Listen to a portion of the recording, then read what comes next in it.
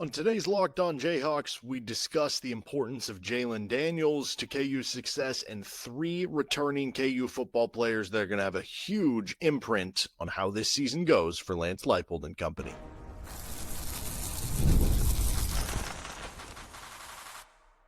You are Locked On Jayhawks, your daily podcast on the Kansas Jayhawks. Part of the Locked On Podcast Network, your team every day.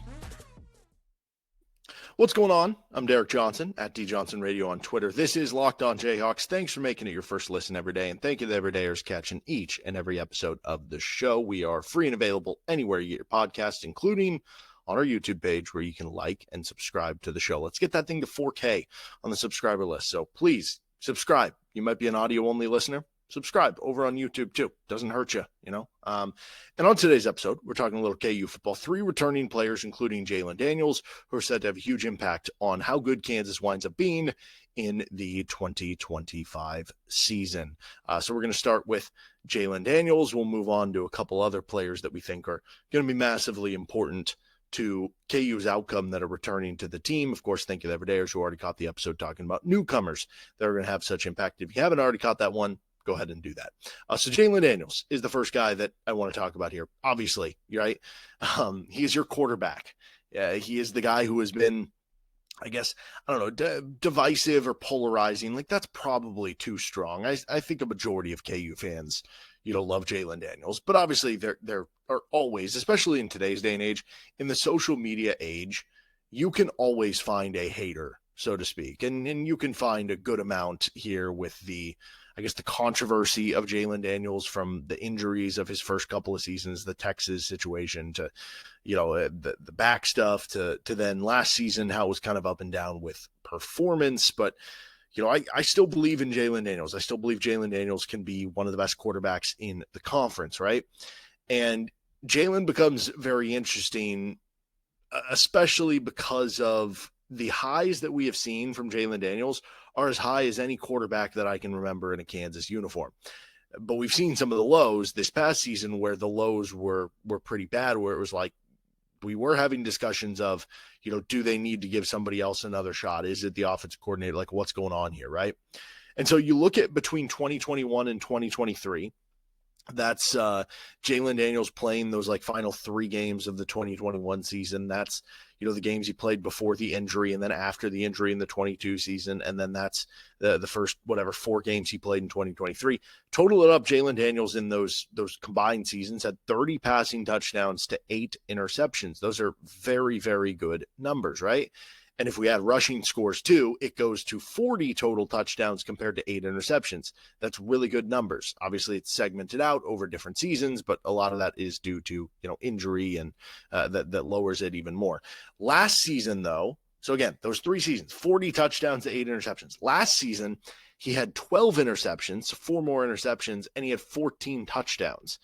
So something doesn't add up there, right? Like it's not congruent, right? And even if we had the rushing touchdowns in the last year, it's 20 touchdowns compared to 12 interceptions. That pales in comparison to the 40 to 8 he had over his first 3 seasons. Now, the back 7 games that we saw last year from Jaylen Daniels were a lot better than the first 5 games that we saw. And I think part of that was KU adjusting the offense. I think part of it might have been, him getting more comfortable with what the offense, with what Jeff Grimes was asking him to do. But yeah, I do think the Lance Leipold and maybe Jim Zabrowski, maybe they did, add a little more flavor to try to figure out what is going to work specifically with Jaylen Daniels. And over those back 7 games, he started to find his groove again. So if you add in the 6 rushing touchdowns he had last year, and we compare the split, the first 5 games of the season, Jaylen Daniels goes for 7 total touchdowns compared to 8 interceptions. So he had more interceptions than he had touchdowns in the first 5 games of last season. But in the final 7 games, he had 13 touchdowns compared to 4 interceptions. And those are, relatively modest numbers, right? Like if you were to, basically multiply that out into a 12-game season, you're looking at, closer to 24 touchdowns and like 7 or 8 interceptions. Like, it's not like Heisman specific numbers, but those are solid numbers, especially for what Kansas became over the back half of the season, which was like, we're going to feed Devin Neal and let him be, the workhorse to our offense that's going to take over games like the Colorado game, right? Now, the question is, because it's funny, coming into last year, the ultimate question with Jaylen Daniels was just a health question. It was, is he going to stay healthy or not? And if he's not going to stay healthy, is it going to be a severe injury that causes him to miss big time? Or is it going to be like a minor injury that maybe causes him to miss a couple games?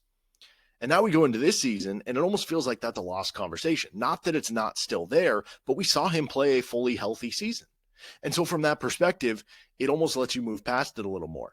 To me, those questions still haven't been relieved. There's still a chance that he could get injured, but it was nice to see him complete a full season to make you think and know that, okay, he can do this, right? And as you get older, you learn better how to protect your body, and I'm sure he'll be good about, doing those things. But that still is a question coming into this season. But the other question we have to ask now that we didn't have to ask in those previous seasons was, what are we going to get from Jaylen? Are we going to get the first 5 games? Are we going to get the last 7 games? If you get the first 5 games, then it's going to be a struggle this season for KU. If you get the last 7 games over the full course of the season, Kansas is going to have a pretty successful season. Or are you going to get a replication in some way of last year, meaning it would just be inconsistent, where maybe you do have, a couple bad week stretch. Maybe you do have a bad 3-week stretch at some point in the season, but then you have 7 good weeks, and then you have 2 other meh games, just kind of in the middle there, right? Like what are you going to get here on that scale of what we've seen from Jaylen Daniels? And I do think it is important to, again, tie this back into the idea that you had Jeff Grimes. It just never really seemed to sink in. It never really seemed to work between the two of them. And the fact that Jim Zebrowski, who was the quarterback coach for Jaylen all these years and was the play caller for the bowl game, in which obviously was Jason Bean, but in which Kansas torched UNLV with a similar cast of characters to the one that lost to UNLV, that has to help at least a certain amount, whether it's him feeling comfortable or whatever. I think it will help. I think it will help, and he'll have a better idea of what Jaylen's strengths are. And I think that is something that is going to make it more likely we see the guy over the past 7 games during this season, because Zebrowski is the coordinator. One of the big differences that they need to attack, like one of the big things that Andy Kotelnicki did was they attacked the middle of the field, right? And they dressed up a lot of stuff, but they attacked the intermediate area of the field. Last year, they really struggled. Kansas did, Jaylen Daniels did, throwing over the middle of the field, especially in that intermediate area. And it seemed like last year the offense, like Jeff Grimes tried to make it more of the, hey, we're going to play perimeter flank football. We're going to throw a lot of deep balls. And that just didn't work as well with the KU personnel. And so now you end up with a roster that has, I think, better yard after catch receivers on this roster. Maybe not as many like contested ball receivers, maybe not as many like route running technicians, but better yard after catch receivers. Like that could help because, you throw a quick route and boom, your guy runs 10 yards after catch. That make things a little easier for you. But also I think they'll be better at exploiting that area this season with Jim Zebrowski, and they certainly have to. I think you can make the argument whether the receiver change will hurt or help Jaylen Daniels, because I think overall Skinner, Arnold, and Grimmel had very good careers at Kansas. There were some key drops, I think, from Skinner and Arnold last season that certainly hurt KU at certain times. And I think, like I said, there are certain areas where this current receiving core is better than that receiving core, and there are certain areas where they're going to be worse. I do think if you were we have to wait and see what the production is, right? But the hype behind Emmanuel Henderson could just be that he is the best receiver of this group, and having the best overall, that would certainly open things up for the rest of the team. But maybe the biggest key, honestly, is just clutch play or putting games away, and how we judge things for Jaylen Daniels here. Because you know what I mean? Like if he would have finished with 20 touchdowns compared to 12 interceptions at the end of the season, but they would have closed out the West Virginia game, and or they closed out the UNLV game, and or the K-State game or something. Like obviously you're not going to win every one-score game, or for the most part you're not. Let's say they just grabbed 2 more of those one-score games that they lost early in the season, and they end up 7-5, and they go to a bowl game. Who knows whether they win or lose the bowl game? So you're looking at either 8-5 or 7-6, but you went back to another bowl game.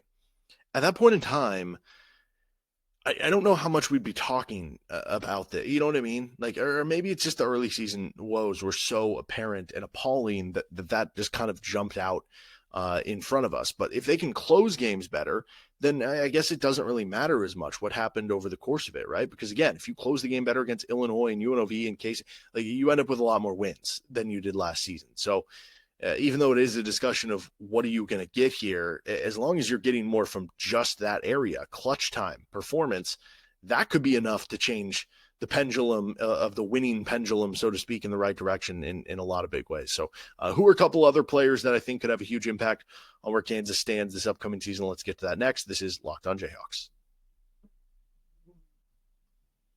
This episode of the show is brought to you by Game Time, where you'll be able to get tickets to the first or fourth KU football game. If you're decided at the last minute to head to a ball game too with the friends or family, maybe it's game day and you suddenly realize you want to be in the stands. That's exactly where Game Time comes in. It's the easiest way to grab last minute tickets without the stress. With the money you save on tickets, you can splurge on food, drinks, merch, or even invite a bigger group to come with you. Game Time makes it all possible. Game Time makes buying tickets fast and simple. Prices on the app actually drop the closer you get to first pitch. And they've got incredible last minute deals, clear seat views, and a lowest price guarantee that takes the worry out of buying. Game Time has last minute tickets and zone deals for big savings like 10% off exclusive zone deals for the FIFA Club World Cup matches. Take the guesswork out of buying tickets with Game Time. Download the Game Time app, create an account, and use code LOCKEDONCollege for $20 off your first purchase. Terms apply. Again, create an account and redeem code LOCKEDONCollege, LOCKEDONCOLLEGE, for $20 off. Download the Game Time app. Last minute tickets, lowest price, guaranteed. Thanks for joining us on this episode of the show. And don't forget, you make Locked On College Football or Locked On College Basketball your second listen every day. Or make one your second listen, make the other your third listen every day. Boom. Then you'll be the ultimate Locked On listener here. Okay, so Jaylen Daniels obviously will have a big impact on how this season goes for Kansas. I think if he has, a big if he looks like the guy he did from 2021 to 2023 consistently, and he does it for a full healthy season, I think you could be seeing 8 to 9 wins for Kansas this season. If he looks like the guy in the first half of last season, then Kansas probably doesn't go to a bowl game this year. If he looks like the guy from the second half of last season, where it's like, okay, he's clearly better than he was the first half, but it didn't still look the same of, say, 2022 or 2023 at peak, that team probably still makes a bowl game. Do they go over on the wins? I don't know, probably not, but 6 or 7 wins would be my guess. So that would be kind of my range of expectations based on what would happen there. I have 2 more offensive players, and it's interesting because, the defense obviously will be key, and you could pick guys like on the defensive line, but or in the secondary, but like there's so many newcomers, whether there's transfers, and like the position group that I feel best about on the defense might be defensive tackle. So it's like if I pick one of the returners on defensive tackle, it's like, well, but I feel good about a lot of those guys. I feel good about the depth. So why would I just pick one guy? So I'm going to go with DeShawn Hanika as a returnee. Now, technically, he has never played in an actual game for Kansas, but he is a returnee. He joined last year, had the year off from Iowa State from the betting scandal, which he was totally cleared of, nothing to come from it. And so he goes to Kansas last year, and it sucks because he gets hurt in spring football. He has an Achilles injury, misses all of last season. Now he's back. And the last time he was on a college football field, he was playing for Iowa State. He had 17 catches, 244 yards, and 4 touchdowns. It's been a long time for him since he's been on a field. Again, 2022 you're talking about here. So you're talking about by the time he hits the field, it'll been basically 3 years since he was on a football field in a real game. And for Kansas, Keon Burnett, who joined as a transfer, has now transferred out, he boomerangs back to Arizona. You lose Jared Casey and Trevor Cardell. The year before that, you lose Mason Fairchild. You don't have a lot of other options, right? Obviously, you bring in the tight end from Rice. You've got some guys you've been cultivating along in your program. You brought on Leighton Cure last year, who maybe figures to play a little bit of a role on this year's team, maybe a little more than he did last year. And with Hanika, you're going to be counting on him in a real way to produce for you as a tight end, especially if Kansas does want to get back to being able to utilize the middle of the field in a real way. They're going to need Hanika to step up in that way. Kansas didn't get a ton of production from their tight ends last season. I think a bit of it was misusage earlier on in the season, and I don't think Jeff Grimes' offense was as conducive to the tight ends like Andy Kotelnicki's was. For instance, we'll see where Jim Zabrowski's is. As far as that, maybe the fact that they don't have as many, go-to options at tight end, maybe they just play more of wide receiver formations on this year's team or 2 running back sets. So we'll kind of see what ends up happening there. But yeah, I mean, if Hanika can produce in a big way for Kansas, similar to what they got from Mason Fairchild a couple years ago, that'd be a huge boon for the KU offense. Would give them a nice security blanket, would give them that over the field threat that they really need and that they were missing a little bit to a certain extent last season. The last guy I have here is Calvin Clements.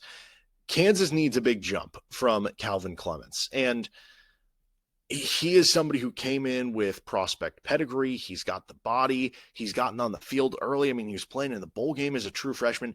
Everything has lined up to this point that Calvin Clements is succeeding at Kansas.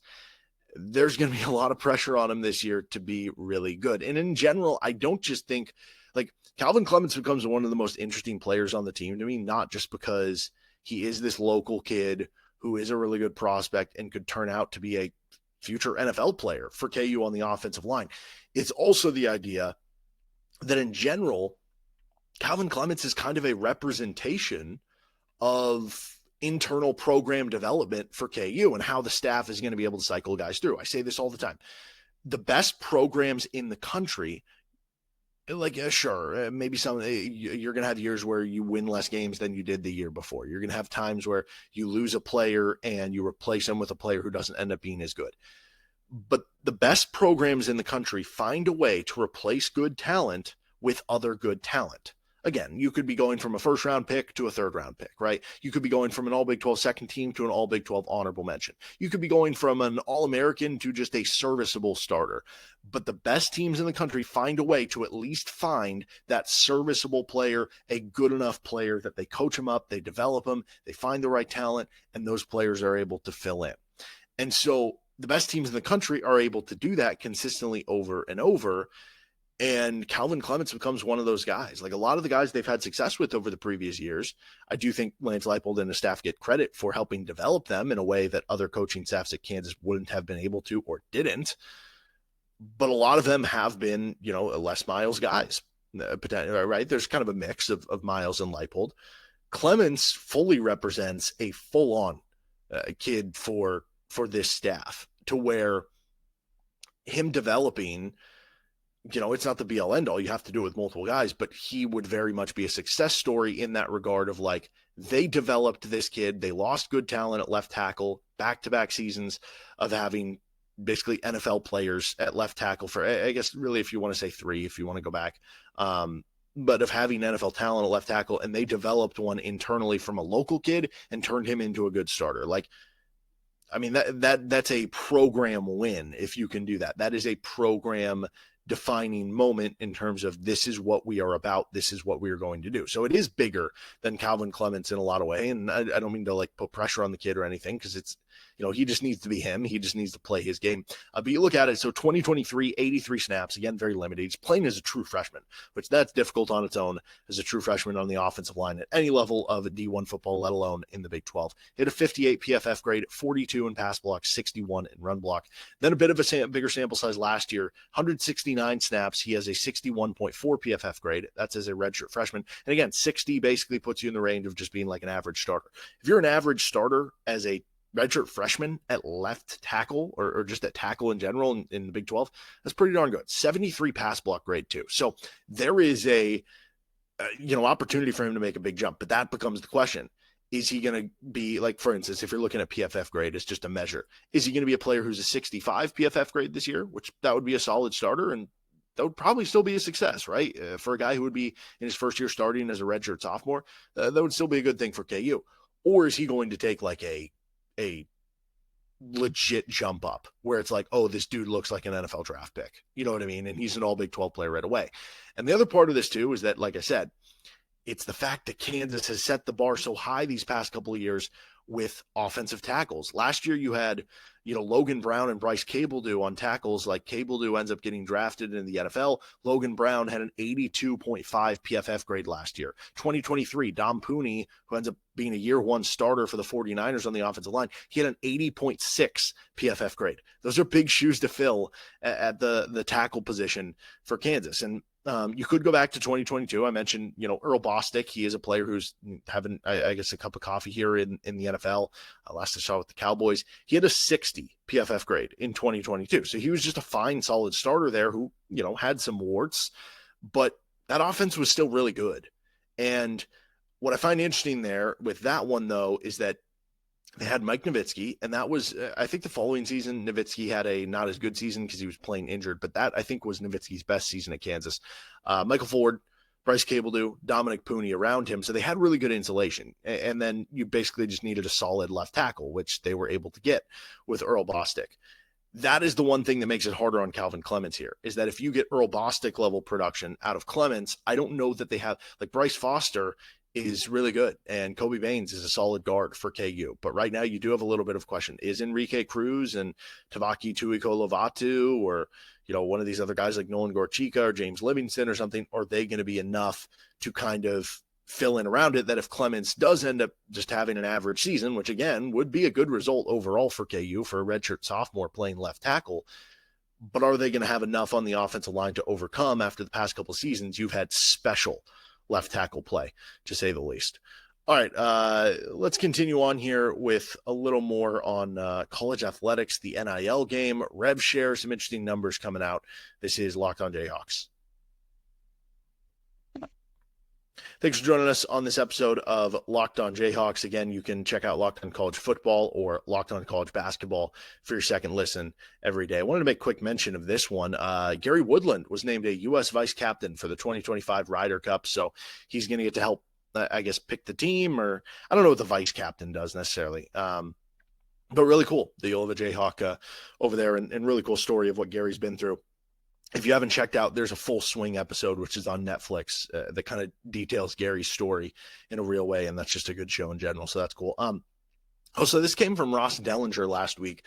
It was Open Doors released its annual NIL report, and it mentioned that this June, so last month, NIL collectives paid athletes 824% more than they did the previous June. And you start to wonder what is going on. Is the market bumping up that big? Like, why would that happen? Well, think about it. Before this clearinghouse settlement comes in, before you have this company that is basically going to be the third party judging these NIL deals, is that a fair deal? Is that fair market value? Is that what this player should be making? Or should they be making less than that?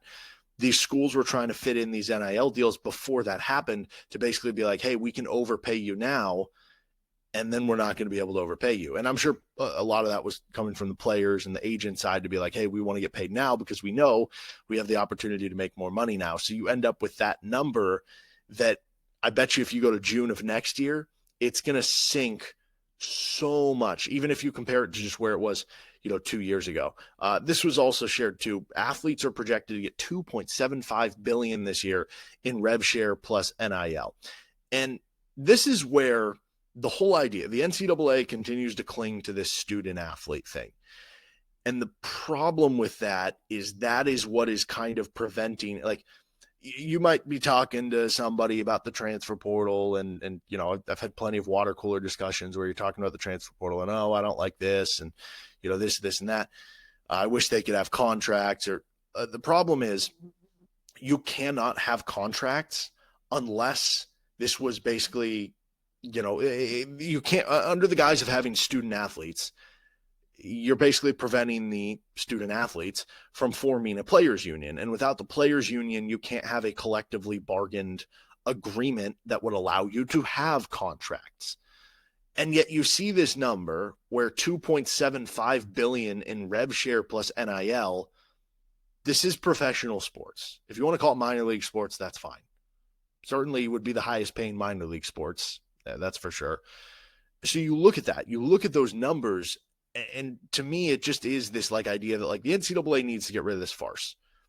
You have opened the can of worms. I think NIL, I was a proponent of NIL under the guise that I really thought it was going to be this opportunity for players to, you can make money off your name, image, and likeness. Or like, I remember there was like a punter, a kicker at UCF who got like, he got threatened to be, he would like be ineligible for the full season because he had a YouTube channel where he was like, he played guitar. He was some sort of musician.